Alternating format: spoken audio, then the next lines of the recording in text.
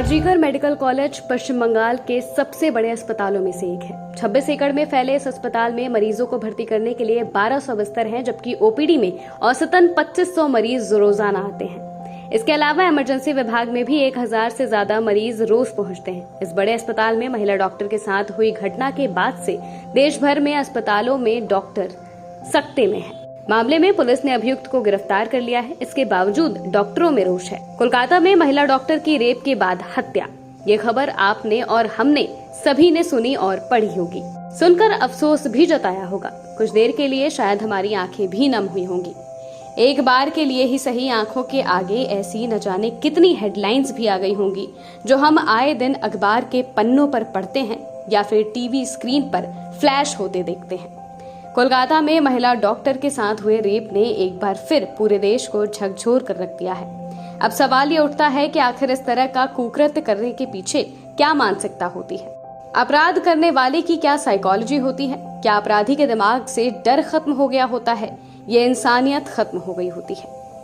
आज इसी को जानने की कोशिश करते हैं। आरोग्य इंडिया से जुड़ी हैं क्लिनिकल साइकोलॉजिस्ट आस्था शर्मा। उन्हीं से जानेंगे कि आखिर ऐसे अपराधों के पीछे की साइकोलॉजी क्या है। देखिए, ऐसा है कि जब हम यौन उत्पीड़न या बलात्कार के स्पेसिफिक अपराध के बारे में बात करते हैं, तो कोई एक कारण नहीं है जिसकी वजह से बलात्कारी इस तरह का जघन्य अपराध करता है।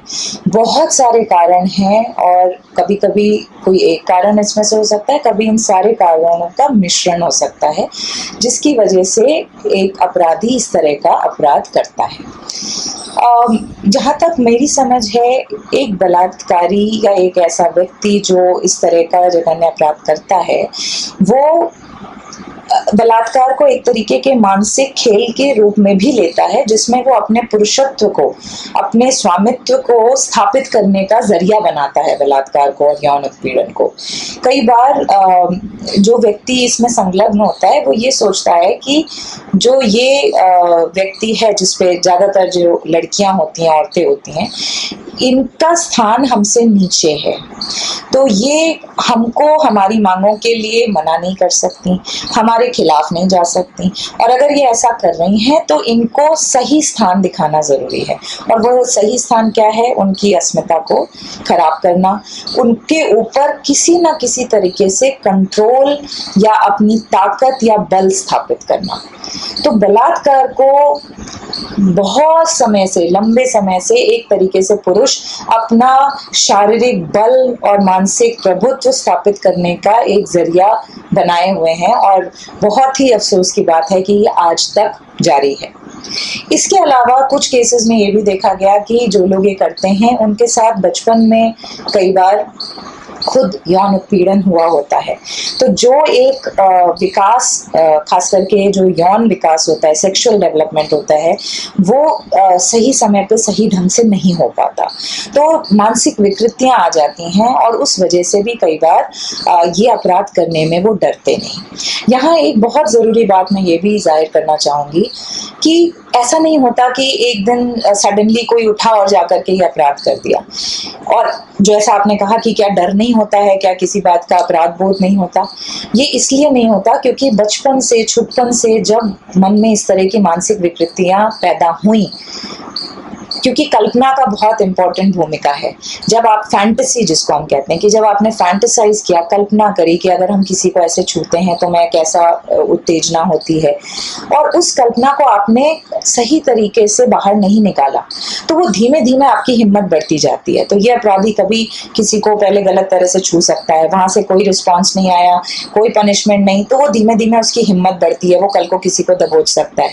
फिर इसी तरह धीमे धीमे करके इनकी हिम्मत बढ़ती जाती है, क्योंकि उस अपराध के लिए, जो पहले छोटा सा अपराध था, उसके लिए कोई सुनवाई नहीं हुई, कोई उनको समझाया नहीं गया, तो धीमे धीमे ये अपराध करने की जो क्षमता है वो बढ़ती जाती है और डर खत्म होता जाता है। क्या इस तरह के अपराध करने के पीछे सराउंडिंग्स का भी रोल होता है? इसको भी जानते हैं। इसके अलावा मुझे लगता है कि वो व्यक्ति किस तरह के परिवार से आया है, किस तरह का उसका आसपास का वातावरण रहा है, ये भी बहुत ज़रूरी है। क्योंकि कुछ समाज के ऐसे वर्ग हैं जहाँ पे औरतों के प्रति हिंसा को बहुत सामान्य माना जाता है। इनफैक्ट मैं ये कहूँगी कि वो एक्सेप्ट किया जाता है कि यही तरीका है, औरतों का जीवन यही होता है और औरतों को इसी तरह से ट्रीट करना चाहिए। तो ऐसे परिवारों से जो बच्चे आते हैं, ज़्यादातर, मैं ये नहीं कहूँगी कि सब, लेकिन ज़्यादातर क्योंकि उन्होंने बचपन से वही देखा होता है तो उनके दिमाग में हिंसा जो है औरतों के प्रति, उसके लिए कोई अपराध बोध नहीं होता। उनको लगता है यही सामान्य तरीका है, ऐसे ही ट्रीट करना चाहिए। तो धीमे धीमे वो कब यौन उत्पीड़न में बदल जाता है ये कई बार पता नहीं चलता। इसके अलावा कुछ पुरुषों में जो खास करके जो बहुत ही निर्मम तरीके से हत्या करते हैं, बलात्कार करते हैं, उसमें एक मानसिक विकृति कुछ लोगों में ये भी पाई गई जिसमें जैसे जैसे वो हिंसा करते हैं, यानी जैसे जैसे वो जो विक्टिम है उसको जितनी ज़्यादा पीड़ा और वेदना होती है उससे उनको उतनी ज़्यादा यौन उत्तेजना होती है और इसलिए वो उस लेवल की हिंसा करते हैं क्योंकि उन्हें लगता है कि इससे वो ज़्यादा एक्साइटेड फील कर रहे हैं, ज़्यादा उनको सेटिस्फैक्शन मिल रहा है। ये डेफिनेटली एक बीमारू सोच है और मानसिक विकृति है और इसलिए कुछ लोगों में इस तरह का आप देखेंगे कि इस लेवल पे हिंसा की गई होती है जो शोषित होता है उसके साथ। इस तरह के अपराधों के लिए नशा कितना जिम्मेदार है, इसके बारे में भी जानते हैं। इसके अलावा शराब का सेवन, मादक पदार्थों का सेवन, उससे जो बुद्धि है निर्णय लेने की कि क्या सही है क्या गलत है वो मंद हो जाती है, कुंद हो जाती है। तो जब व्यक्ति किसी चीज़ के नशे में होगा तो आप देखेंगे कि अक्सर इस तरह के अपराध होते हैं। तो इनका अपना जो है एक इम्पॉर्टेंट रोल है क्योंकि वो आपके सोचने समझने की शक्ति को कुंद कर देते हैं। तो एक पॉइंट ये भी है कि ऑब्जेक्टिफिकेशन ऑफ विमेन बहुत ज़्यादा है हमारे समाज में और जो वस्तुकरण जिसको कहते हैं, जिसमें एक औरत को सिर्फ भोग की वस्तु के रूप में दर्शाया जाता है, जिसमें मीडिया का बहुत इम्पोर्टेंट रोल है, फिल्मों का बहुत इम्पोर्टेंट रोल है, घरों में आपस में किस तरह की बातचीत पुरुष आपस में करते हैं, बच्चे क्या सुन रहे हैं, जिसमें उन्हें लगता है कि हम तो मजाक कर रहे हैं, हम तो ऐसी कोई बात नहीं कर रहे हैं, बट बच्चे हर चीज़ सुन के देख के सीखते हैं।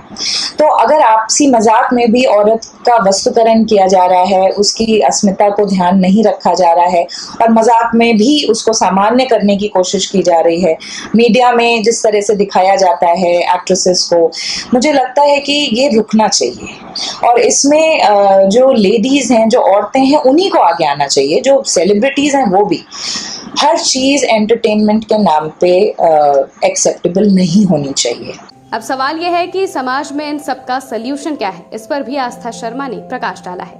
पहली चीज तो इसका कोई छोटा सोल्यूशन नहीं है। दूसरा, आपने जो कारण जो बताए सॉल्यूशंस, ये इनमें से कोई एक काफ़ी नहीं है, सारे करने की ज़रूरत है, जिसमें शुरुआत अपने परिवार से करने की ज़रूरत है कि जब हम बच्चे बड़े कर रहे हैं तो हम जेंडर डिफरेंसेस ना करें, हम सिर्फ लड़कियों को ये ना सिखाएं कि तुम ठीक से कपड़े पहनो, तुम इतने बजे मत जाओ, तुम ये मत करो, तुम वो मत करो। हम अपने लड़कों को जिम्मेदार बनाएं, हम अपने लड़कों को भी ये सिखाएं कि आपको घर में जो औरतें हैं, बाहर जो औरतें हैं, उनकी कैसे इज्जत करनी है, उनकी कैसे रक्षा करनी है।